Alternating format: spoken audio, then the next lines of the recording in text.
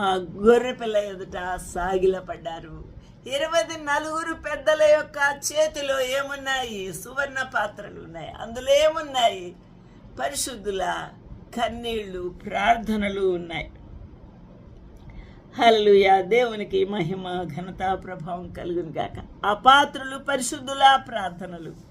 ఆ పెద్దలు, నీవు ఆ గ్రంథమును తీసుకొని దాని ముద్రలు విప్పుటకు యోగ్యుడవు, నీవు వధింపబడిన వాడవై నీ రక్తం ఇచ్చి ప్రతి వంశములోను, ఆయా భాషలు మాట్లాడు వారిలోను, ప్రతి ప్రజలోను, ప్రతి జనములోను దేవుని కొరకు మనుషులను కొని మా దేవునికి వారిని ఒక రాజ్యముగాను యాజకులుగాను చేస్తువి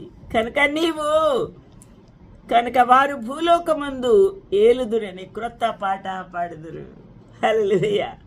ఈ ఏర్పాటు చేయబడిన వారు, ఈ ప్రభు యొక్క రక్తధారలో కొనబడిన వారు భూలోకమందు ఏలుదురు. క్రొత్త ఆకాశము, క్రొత్త భూమి ఏర్పాటు చేసినప్పుడు దాని పరిపాలనలో వీరు రాజ్య పరిపాలనలో ఉంటారు. భూలోకమందు ఏలుదురని క్రొత్త పాట పాడుదురు. మరియు నేను చూడగా సింహాసనమును, జీవులను, పెద్దలను ఆవరించి ఉన్న అనేక దూతల స్వరము వినబడను. వారి లెక్క కోట్ల కొలదిగా ఉండెను. వారు వధింపబడిన గొర్రె పిల్ల శక్తియు, ఐశ్వర్యమును, జ్ఞానమును, బలమును, ఘనతయు, మహిమయు, స్తోత్రమును పొంద అర్హుడు అని గొప్ప స్వరముతో చెప్పుచూ ఉండిరి. ఎంతమంది ఉన్నారండి దేవదూతలు? కోట్ల కొలది. హల్లెలూయా.